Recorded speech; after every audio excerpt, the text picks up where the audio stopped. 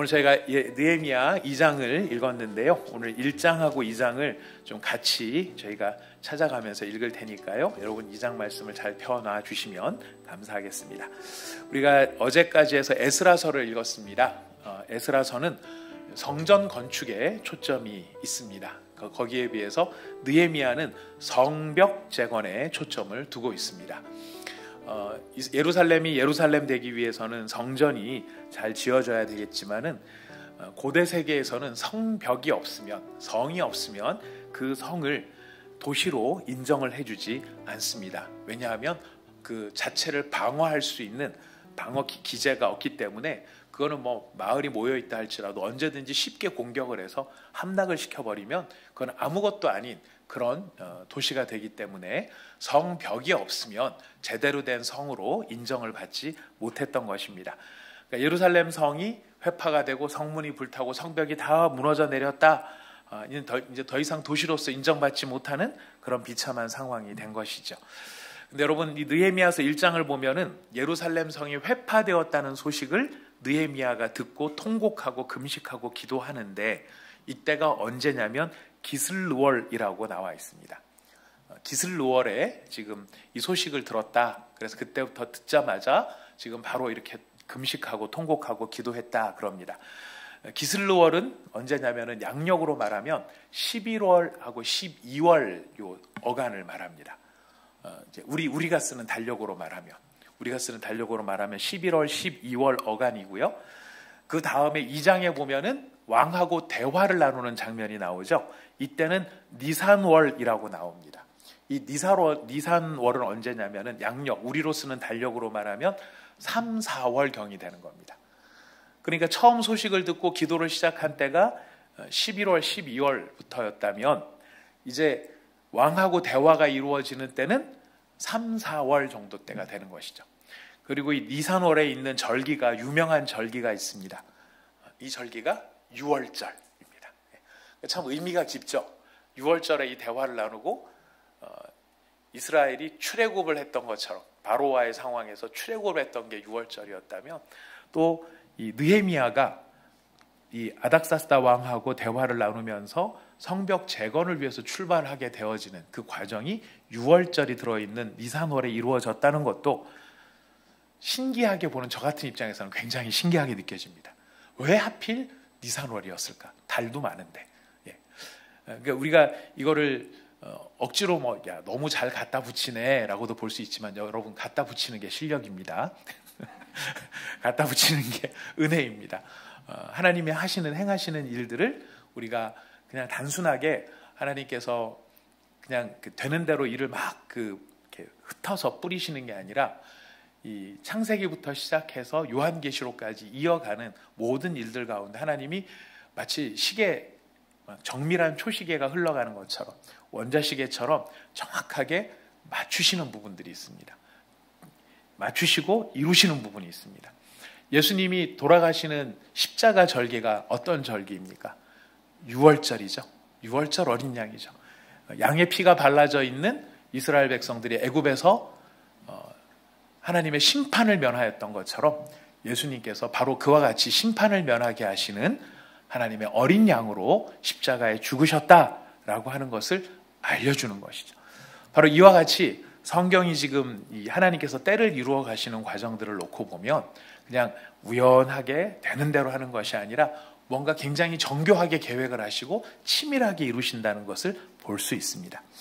아무튼 양력 11월, 12월경에 지금 그 예루살렘 성이 회파되었다는 소식을 듣고 지금 느헤미야가 기도를 합니다.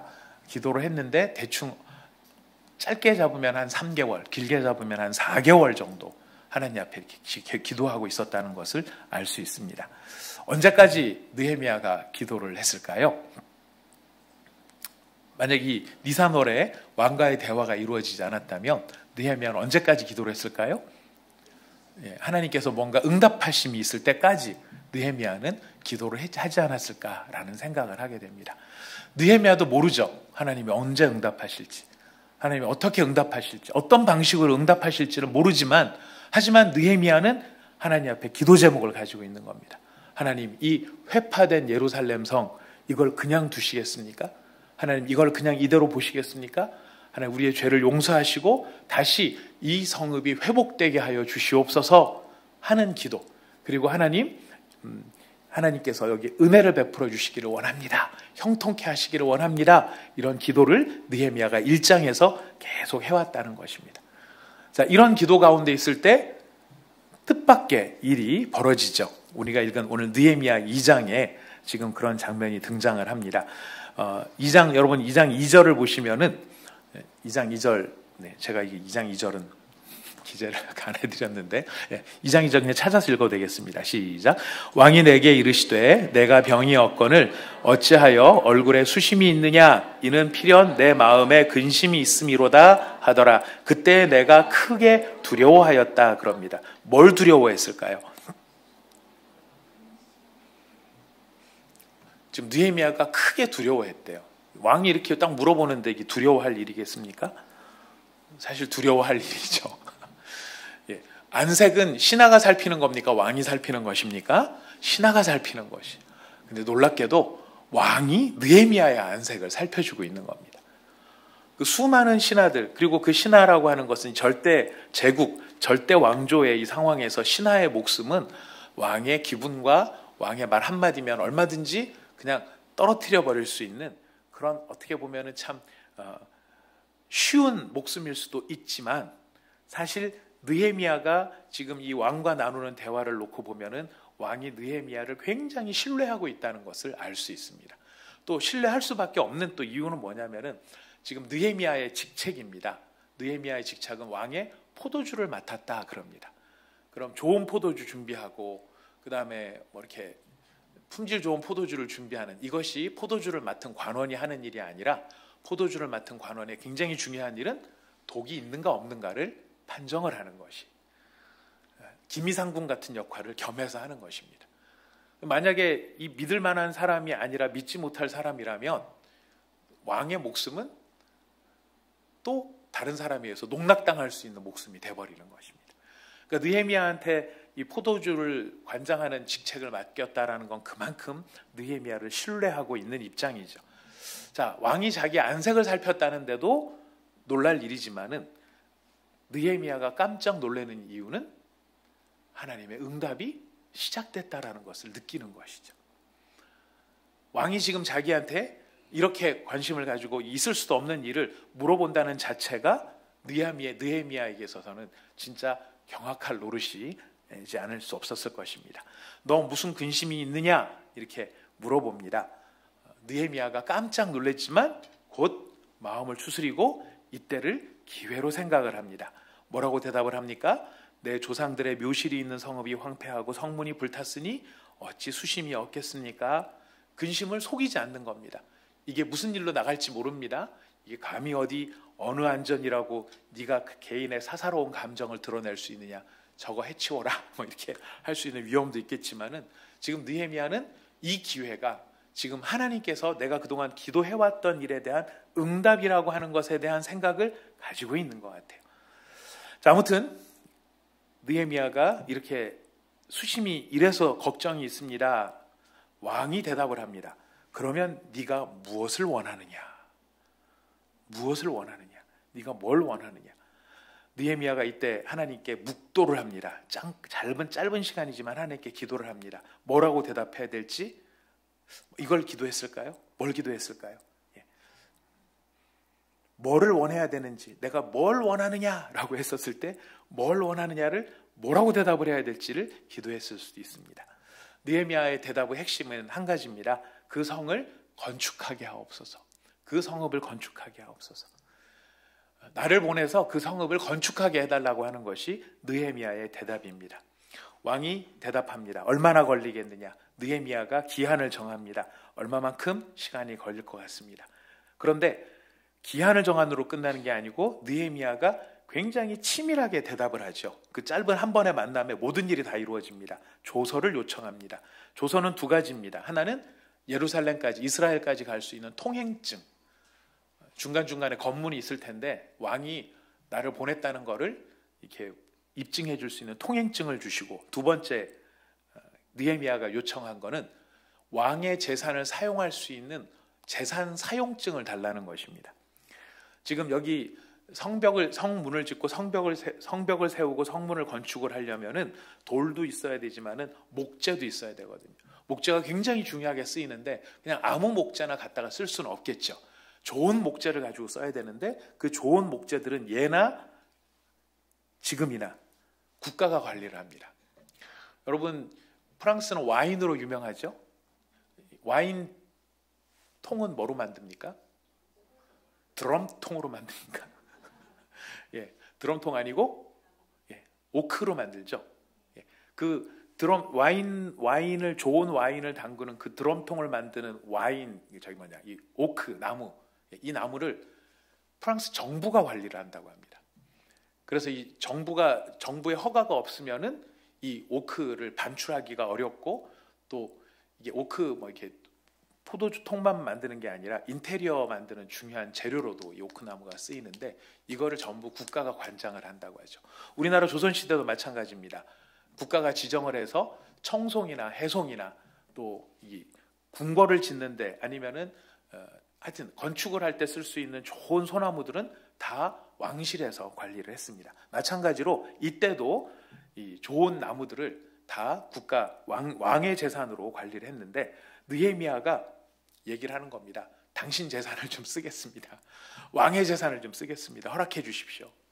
왕이 그것을 허락을 해줍니다. 기한을 받아들이고 느헤미야 요청을 허락하고, 느헤미야가 요구하지 않은 것도 왕이 하나 더 들어주죠.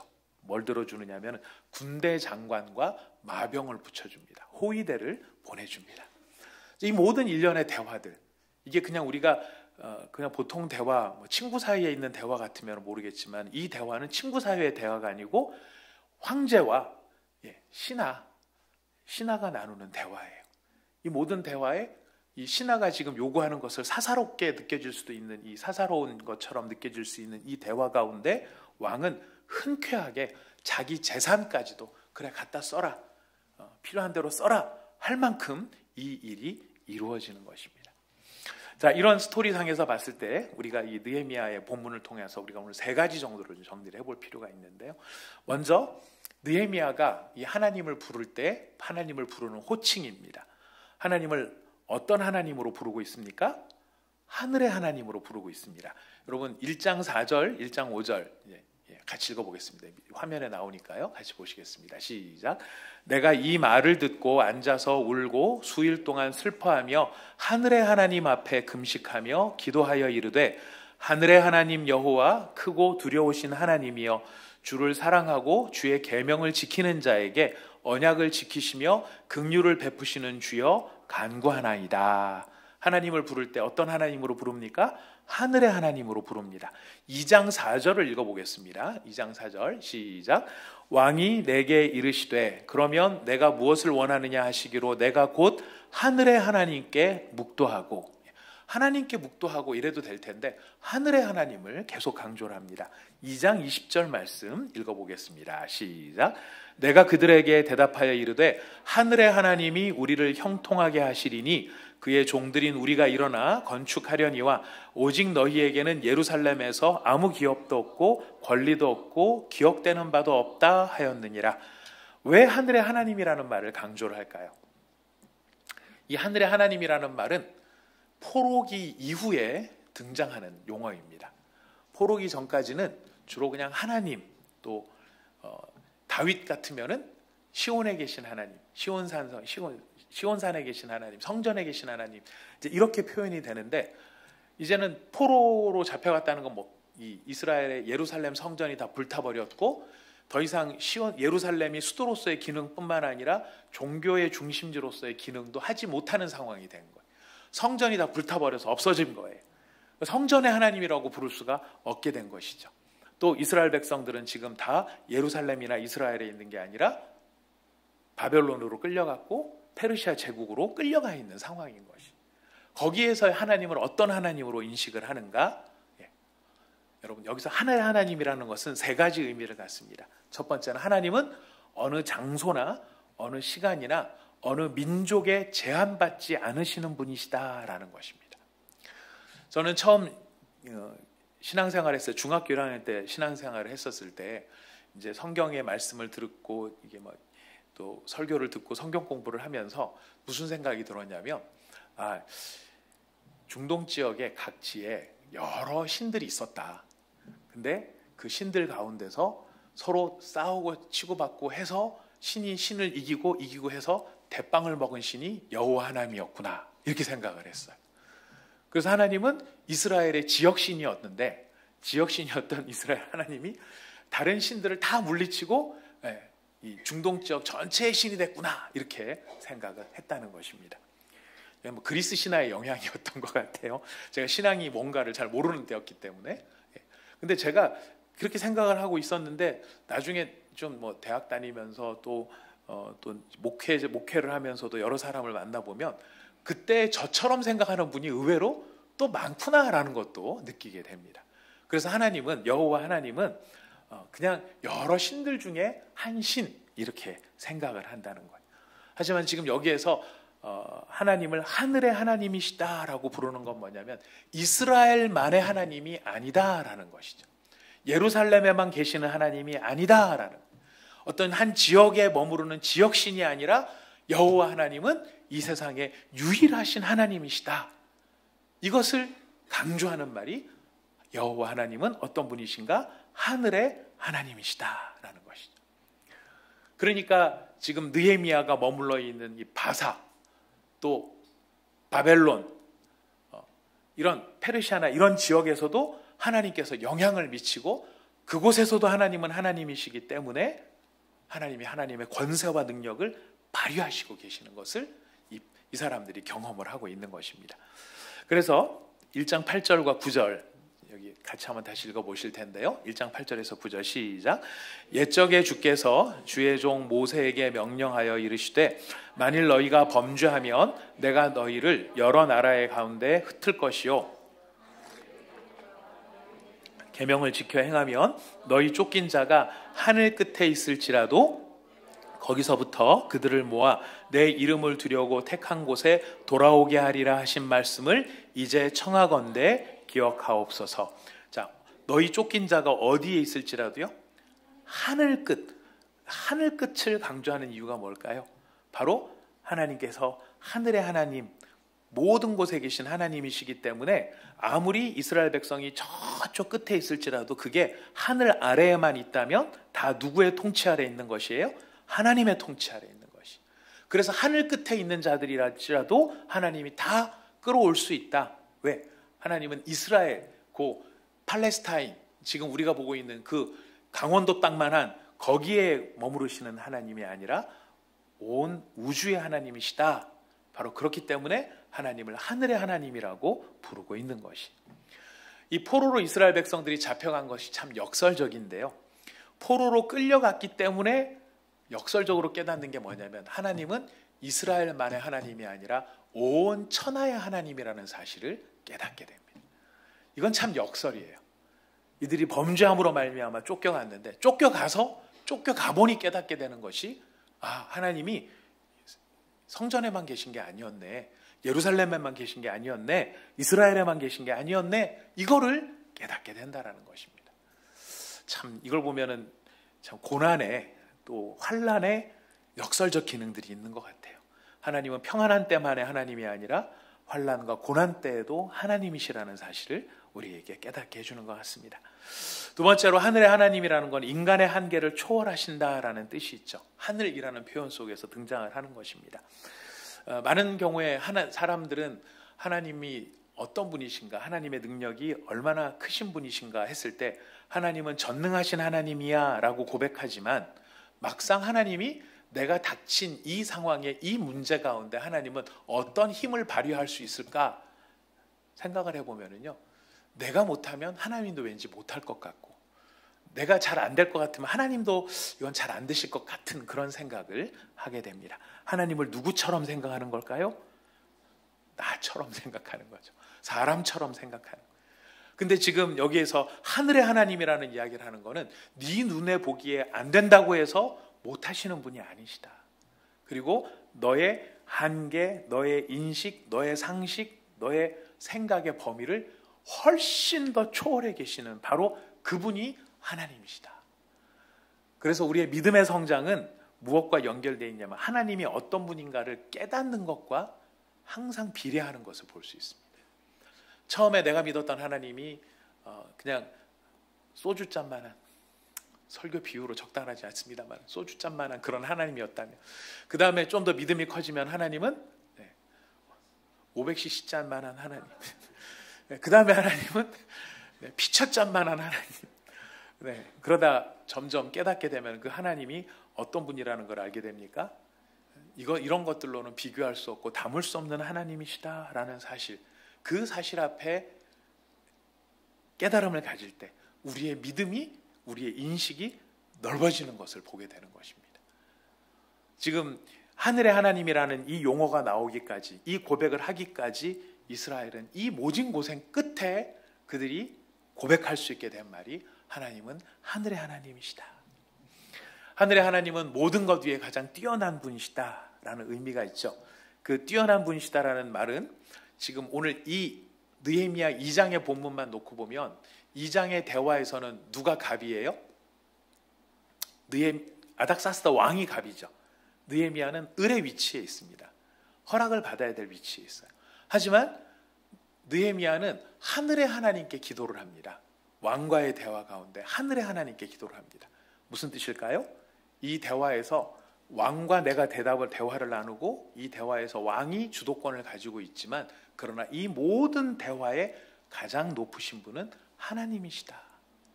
이것이 느헤미야가 가지고 있는 바로 하늘의 하나님이라는 고백에 담겨 있는 의미인 것입니다. 여러분들의 하나님은 어떤 하나님이십니까? 우리의 하나님은 어떤 하나님이십니까? 네, 바로 그 하나님.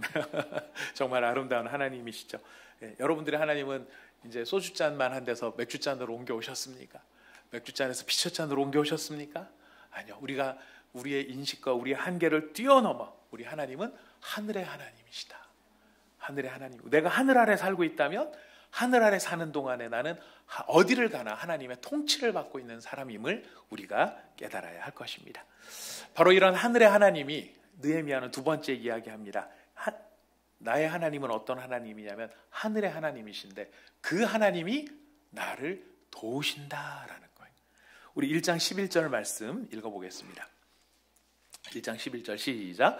주여 구하오니 귀를 기울이사 종의 기도와 주의 이름을 경외하기를 기뻐하는 종들의 기도를 들으시고 오늘 종이 형통하여 이 사람들 앞에서 은혜를 입게 하옵소서 하였나니 그때 내가 왕의 술관원이 되었느니라.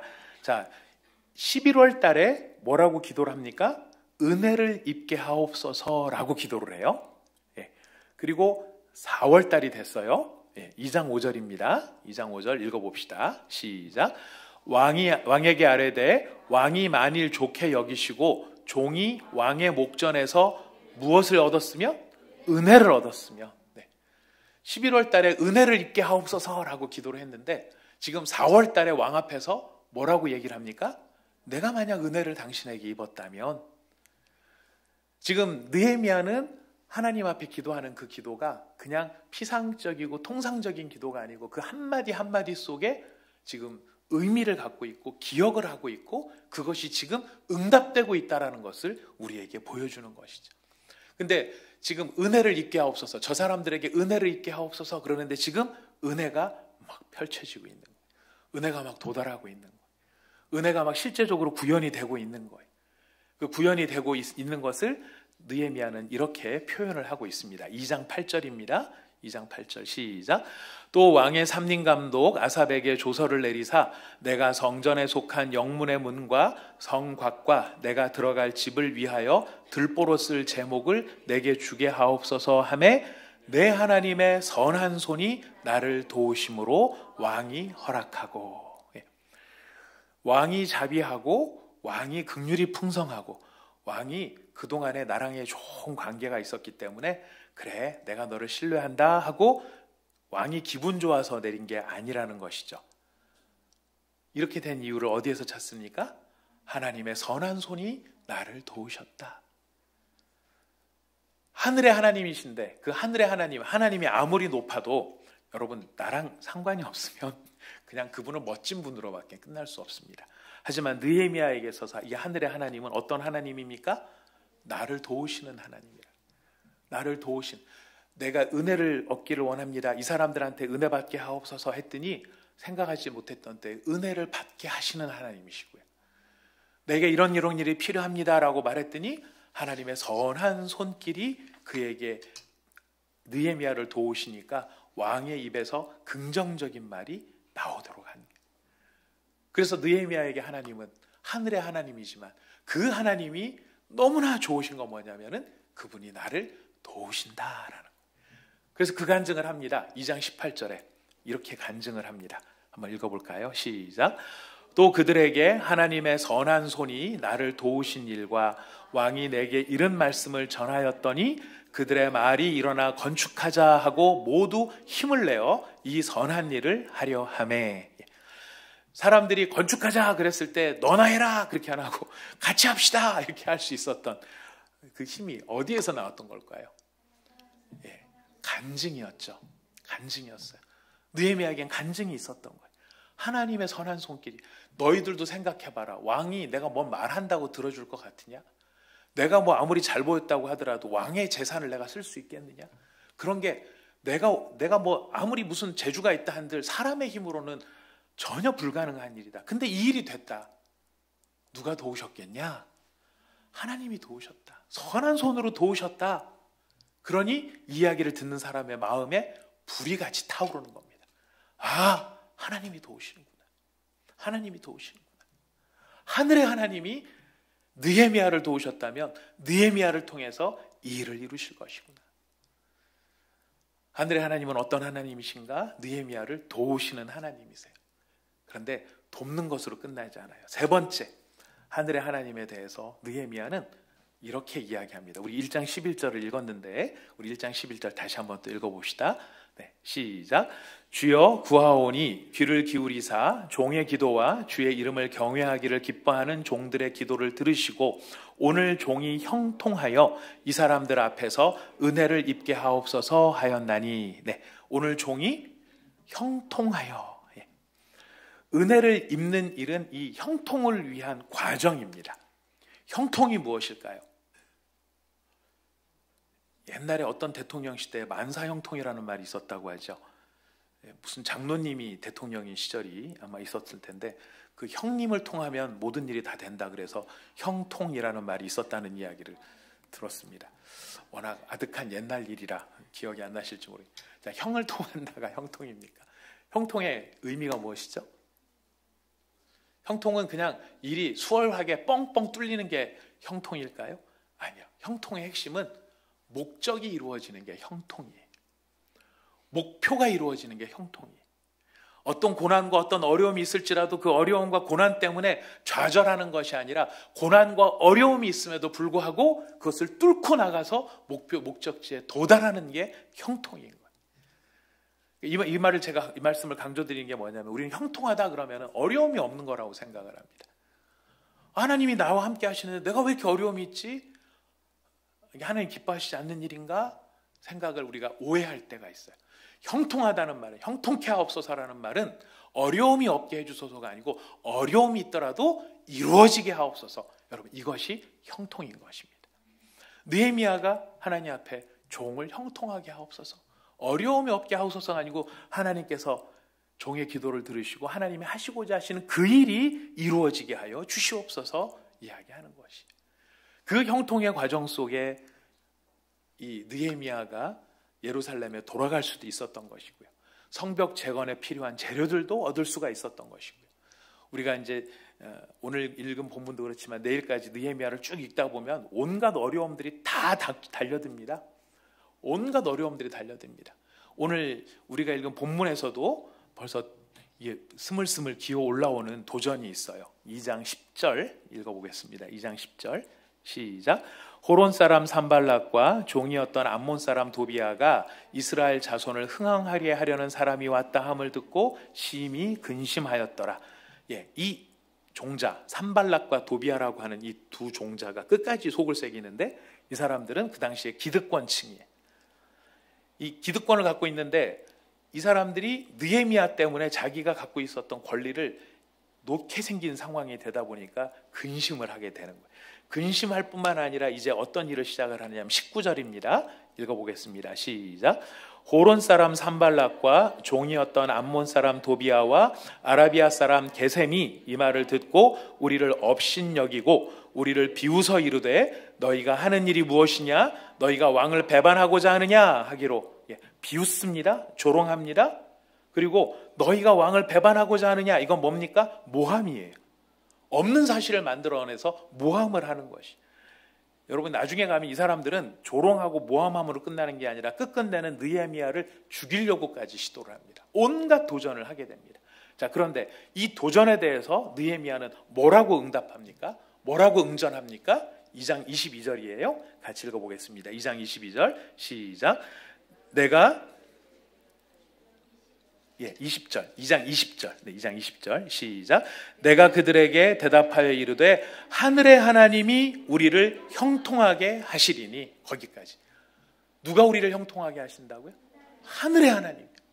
네가 뭐라고 말을 하고 네가 뭐라고 모함을 하고 어떤 조롱을 하고 어떤 방해를 한다 할지라도 네가 계획을 세워서 나에게 힘을 들게 한다 할지라도 누가 우리를 형통하게 한다? 하늘의 하나님. 하늘의 하나님. 이것이 느헤미야가 도전을 응하는 방식이었고 그 도전에 대해서 답을 하는 방식이었습니다. 이걸 가지고 너 뭐 들었어? 내가 뭐 왕을 배반한다는 거 네가 들었어? 내가 언제 그런 말 했어? 하고 시비를 붙는 게 아니죠. 비웃어 눈가리를 그 따위로 떠 이렇게 하고 시비를 거는 게 아니죠. 막 조롱하고 이런 말들을 하는 걸 가지고 막 마음에 분노를 내는 게 아니죠. 이런 모든 상황에 느헤미야가 붙잡는 것은 누구를 붙잡는 것입니까? 하늘의 하나님. 하늘의 하나님이 어떻게 할 것을 붙잡습니까? 형통이. 형통이 무슨 뜻이라고요? 목적을 이루게 하시는 거. 목표를 이루게 하시는 거. 네가 뭐라고 한들 하나님께서 그 목표를 이루게 하실 것이다. 여러분 느헤미야는 이 사실을 많이 보게 돼요. 느헤미야를 도운 사람들이 많이 있습니다. 벌써 이 1장에서부터 보면 왕부터 돕죠. 아닥사스다 왕부터 돕습니다. 아닥사스다 왕만 돕는 게 아니라 왕의 명령을 받은 관료들도 느헤미야를 많이 도와줍니다. 여기 돌아와서는 이스라엘 방백들과 제사장과 지도자들이 많이 느헤미야를 도와줍니다. 궁극적으로는 바로 이런 모든 도움의 손길이 누구로 말미암아 이루어진 일이냐면은 하나님으로 말미암아 이루어진 일들인 거예요. 그래서 느헤미야를 도우시는 분은 하나님이시죠. 우리가 여기서 한 가지 교훈을 배우게 됩니다. 여러분 일단 우리는 잘 기억해야 됩니다. 우리를 돕는 사람들을 귀하고 소중하게 생각해야 됩니다. 우리는 가끔 가다가 사람은 의지할 바가 못 돼. 하나님만 의지해야 돼. 맞는 말입니까? 틀린 말입니까? 맞는 말이죠. 100% 맞는 말입니다. 하지만 그 말이 때때로는 사람을 별것 아닌 것처럼 생각하게 만드는 그런 뜻으로 쓰여진다면 우리는 그런 오해를 풀어야 할 것입니다. 모든 거 우리가 믿고 의지하는 건 하나님이시지만은요, 우리를 향해서 호의를 베풀고 배려하고 하는 이 작은 호의와 이 작은 배려는 당연한 것이 하나도 없어요. 너무나 귀한 것이고 너무나 소중한 것이. 아무리 작은 호의일지라도 우리는 그것을 귀하게 여기고 소중하게 여기고 어떻게 해야 될까요? 그것을 기억하고 사실은 감사하고 은혜를 갚아야 할 것입니다. 그분들이 그렇게 우리를 돕는 것의 배경에는 누가 있기 때문에 그럴까요? 하나님이 계시는 거예요. 우리가 하나님을 향한 감사를 뭐로 표현하시겠습니까? 하나님을 향한 감사를 우리는 다양하게 표현할 수 있습니다. 정말 다양하게 표현할 수 있습니다. 하지만 우리가 하나님을 향한 감사를 가장 쉽게 직접적으로 표현할 수 있는 방법이 뭐냐면 하나님이 감동하셔서 나를 도우시는 그 사람에게 감사를 표하는 것이 사실은 누구를 향한 감사가 될 수 있어요? 하나님을 향한 감사가 될 수 있다는 거예요.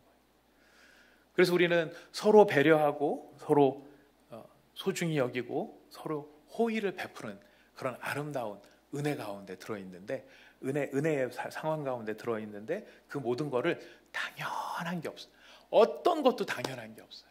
다 사실은 귀한 거예요. 그게 귀하기 때문에 그렇게 돕는 사람들, 돕는 사람들 뒤에 계신 하나님, 그 하나님을 바라보며 우리가 서로 기억하고 서로 은혜 받고 서로 소중히 여기는 것이 필요한 것입니다. 여러분, 이 아주 작은 배려 가운데 뭐가 있는지 아십니까?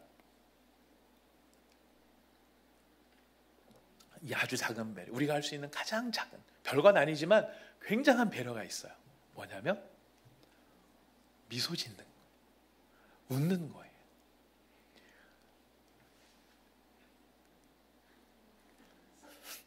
아닌 것 같으세요? 여러분, 누군가를 만났을 때요, 그 사람을 향해서 웃을 수 있다는, 좋아서 웃겠습니까?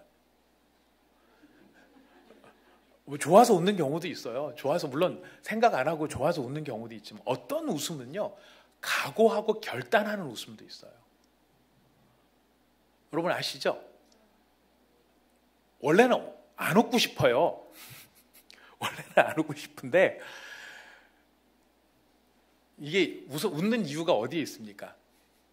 우리 크리스찬들이 누군가에 대해서 미소를 보이는 이유는 그 안에 계신 주님이 계시고 내 안에 계신 주님이 계시는 거예요. 서로 사랑한다는 것이 다른 게 서로 사랑한 게 아니고 큰 걸로 서로 사랑하는 것이 아니라 그 사람을 향해서 따뜻한 미소로 맞아주고 인사하는 것. 난 당신을 인격자로 생각하고 성도로 생각하고 우리는 하나라고 생각한다. 여러분, 이런 우리가 다 의식하고 하는 행동은 아니겠지만은 우리의 기본적인 정서를 따지고 들어가 보면은 그런 의도들이 있는 거예요. 근데 인사를 하는데 안녕하세요 하고 쌩긋 웃으면서, 제가 이제 눈꼬리도 이제 아주 동그래졌습니다. 그래서 제가 미소를 막 지으면서 눈웃음을 막 치면서 안녕하세요 그랬는데, 이렇게 지나가 버리면 미소 지은 사람은 뭐가 될까요? 머쓱해지죠. 처음에는 머쓱인데 이게 비슷하게 한 2번, 3번 이러면은 이제 거기서 이제 의도가 막 드러나는 거예요. 생각이 막 드러나는 것입니다. 여러분, 우리가 다른 사람을 위해서 생명을 내어놓는 일, 재산을 내어놓는 일, 쉽지 않은 일이에요. 그런데 여러분, 미소를 짓는 일은 쉬운 일일까요? 쉽게 생각하면 쉬운데 안 쉽게 생각하면 절대 쉽지 않아요. 근데 여러분, 우리가 무엇으로부터 섬길 수 있을까요? 바로 이런 마음, 눈을 마주치고 따뜻한 미소로서 서로를 환하게 맞이하는 것. 여러분, 주님의 사랑은 이것으로부터 시작이 돼요. 왜 그럴까요? 우리 주님 앞에 나갔을 때 주님이 우리를 어떻게 맞아주실까요? 여러분 하나님 앞에 기도하러 나가시고 예수님 앞에 딱 기도하러 나가시고 예수님이 나를 맞아주신다 그랬을 때 예수님이 어떤 표정으로 나를 맞아주실 거라고 생각하십니까? 왔나 가라, 어제 그 카드인데 치아라 막 이렇게 하실 것 같습니까? 우리가 하나님을 향해서 그런 기대가 있잖아요. 주님은 어떤 상황에서든지 나를 향해서 눈을 맞춰주시고 환한 모습으로 나를 맞아주신다.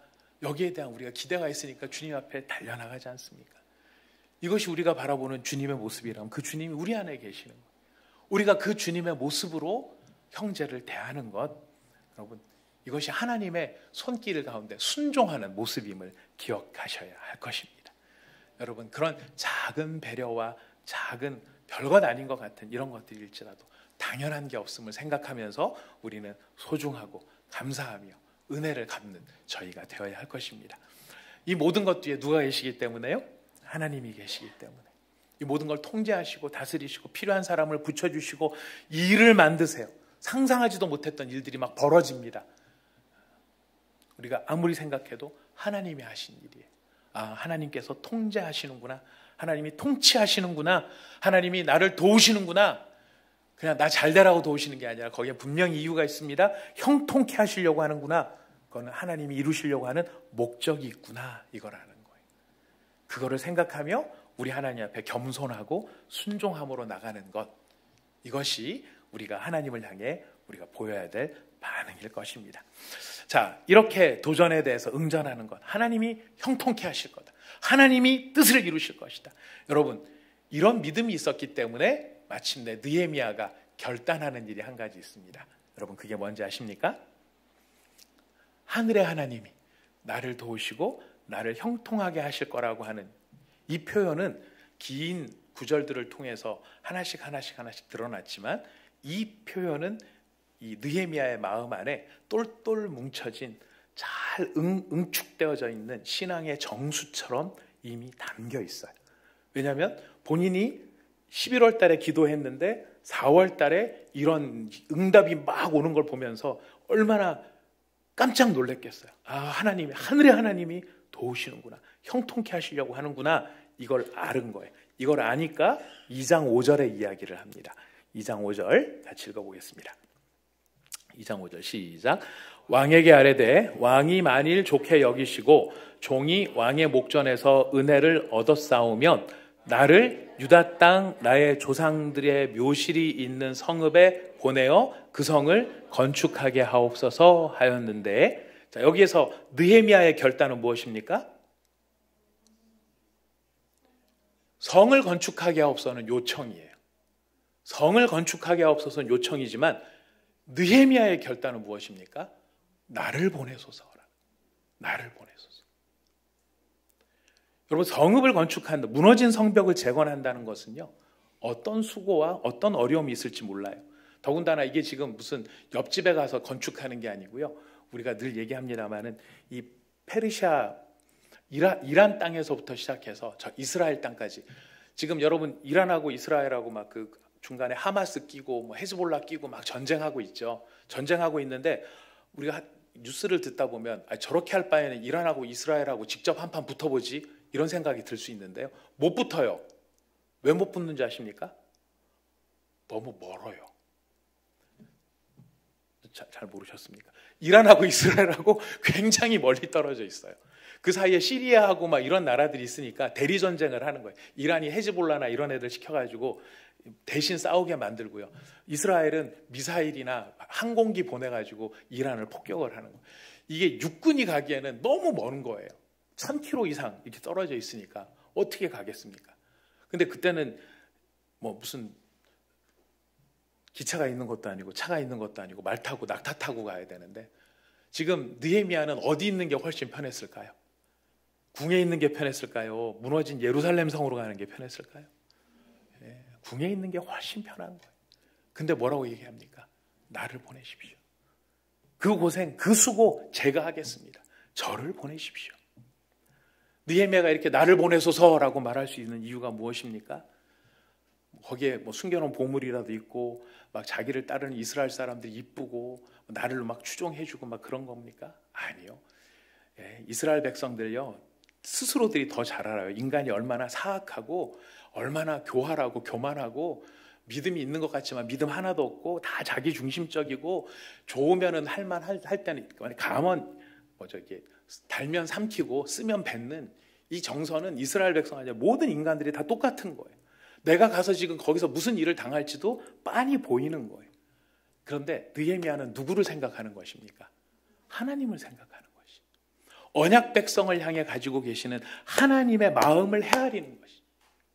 우리의 봉사는 누구의 마음을 헤아리고 하는 봉사입니까? 하나님의 마음을 헤아리고 하는 봉사입니다. 사람들이 내게 환호하고 나를 인정해주고 내게 칭찬해주고 내가 이렇게 열심히 하면 내가 원하는 대로 막 되고, 그래서 우리가 봉사를 하는 게 아니라 하나님께서 사용하시는 이 사람들을 어떻게 섬길 것인가, 하나님이 얼마나 이 사람들을 사랑하시는가, 이거를 헤아리는 마음, 그 마음을 가질 때 할 수 있는 게 진짜 봉사라는 거예요. 그럴 때 뭐가 나오냐면 나를 보내소서라는, 그런 험지나 막 힘든 데 가면 선생님들도 그러신 것 같더라고요. 요즘은, 예전에는 이제 막 학교들 아이들도 많고 그랬는데 요즘은 아이들도 줄고 막 이러니까 선생님들이 다 가능하면 수도권에 있고 싶어 하신다, 뭐 이런 이야기를 어느 선생님이 해주신 것 같아요. 근데 수도권에 계시고 싶은 선생님이 갑자기 발령을 저기 섬 이름이 생각이 안 나네요. 하여튼 무슨 섬, 예, 저 밑에 있는 남쪽 어느 섬에 가라, 막 이렇게 발령을 냈으면은 왜 저입니까? 라고 대답을 할까요? 저라도 괜찮겠습니까? 라고 대답을 할까요? 예. 왜 하필 저입니까? 왜 수많은 사람들 다 있고 다 거기 있는데 왜 하필 접니까? 아마 이게 더 인지상정일 것 같아요. 저도 비슷할 것 같아요. 하나님께서 갑자기 너 온사랑의 교회 다닌 그만하고 저기 섬에 가서 섬 따라다니면서 거기 교회들도 없는 곳에 배 타고 다니면서 거기서 전도하고 한 교회 몇 개 해라 이러시면은 제가 저라도 괜찮겠습니까? 이렇게 대답을 할 수 있을까? 네. 주님, 저보다 더 영성 있는 이진우 목사도 있는데 주님, 네, 더 영성 있는 네, 김찬양 전도사도 있는데 막 제가 이렇게 대답을 하겠습니다. 왜 하필 접니까? 이렇게 하지 않을까요? 고생하는 길에 다들 힘들어할 거예요. 근데 느헤미야가 저를 보내소서 그래요. 누구를 보내소서 아니고 저를 보내소서. 왜냐하면 언약 백성을 향해 애끓는 하나님의 마음을 아니까. 여러분, 이게 누구의 마음일까요? 예수님의 마음인 거죠. 예수님은 하늘 보좌에 계시면 제일 편하세요. 인간들이 죽든 말든 당연히 죽어야 될 걸 죽는 거니까. 그런데 하나님의 애끓는 심정을 보시는 거예요. 저 죄인을 저기서 죽으면 안 되는데 저걸 어떻게 건져낼까? 이 하나님의 애끓는 심정을 보시고 하나님 저를 보내소서 하시는 것이 예수 그리스도의 마음인 것이. 우리도 삶의 자리에서 이런 일들이 많이 있을 수 있습니다. 오늘 우리가 느헤미야서를 통하여서 우리에게 주시는 하나님의 말씀, 우리가 들어야 될 말씀은 무엇이냐면 왜 하필 나인가? 왜 하필 여기인가? 왜 하필 저 사람인가? 왜 하필 이 문제인가? 우리가 억울하고 괴롭고 화나고 우울해질 수 있는 이 모든 상황에 던져질 때가 있어요. 그 던져질 때 그 사람을 보면 용납하기 어렵고 문제를 보면 기도 안 차고 내 상황을 보면 우울해질 수밖에 없다 할지라도 이것이 하나님께서 뭔가를 이루시기 위한 목적을 가지고 행하시는 일이구나라고 하는 것을 우리가 생각해 본다면 우리의 마음이 어떻게 바뀔 수 있을까요? 주여, 저라도 괜찮겠습니까? 주여, 저라도 괜찮겠습니까? 저 같은 사람이라도 괜찮겠습니까? 저 같은 사람이라도 이 일을 할 수 있겠습니까? 우리는 이런 마음들을 우리는 회복할 수 있게 되리라고 생각합니다. 사랑하는 여러분, 느헤미야를 통해서 우리가 믿는 하나님은 하늘의 하나님이라는 사실을 말씀하고 계십니다. 그리고 느헤미야를 통해서 우리에게 말씀하십니다. 그 하늘의 하나님이 나를 도우신다는 것을 말씀해주고 계십니다. 그리고 하나님은 확정적으로 선언하십니다. 그 하늘의 하나님이 우리를 형통하게 하시리라. 그렇다면 우리 앞에 도전이 올 때, 우리에게 다가오는 어려움이 있을 때, 우리에게 주어진 삶의 상황이 녹록하지 않을 때 우리는 그 사람, 그 문제, 그 형편을 놓고 싸워야 할 일이 아니고요. 기억해야 됩니다. 어떻게 선포해야 될까요? 하늘의 하나님이 우리를 형통케 하실 겁니다. 잘 보셔야 됩니다. 나를 형통케 하실 것입니다가 아니에요. 우리를 형통하게 하실 겁니다. 나 혼자 잘 되는 게 아니에요. 느헤미야의 목표는요, 나 혼자 성벽 재건해서 기라성 같은 인물로 칭찬받는 게 목표가 아니에요. 우리가 형통해지는 거예요. 하나님 앞에서 우리가 형통해지는 거예요. 이스라엘이 회복이 되는 것이에요. 언약 백성들이 나아지는 것이에요. 내가 얼마만큼 주목받고 얼마만큼 칭찬받느냐 하는 것이 아니라 어떻게 찌질이 못난 당신하고 찌질이 못난 내가 합해져서 우리가 하나님의 영광을 드러내는 우리가 형통케 되어질 것인가. 느헤미야의 깨달음이고 믿음이라는 것이. 그렇다면 우리도 고백할 수 있는 것이에요. 주여, 나를 이 가정으로 보내셨습니다. 나를 우리 교회로 보내셨습니다. 나를 이 다락방으로 보내셨습니다.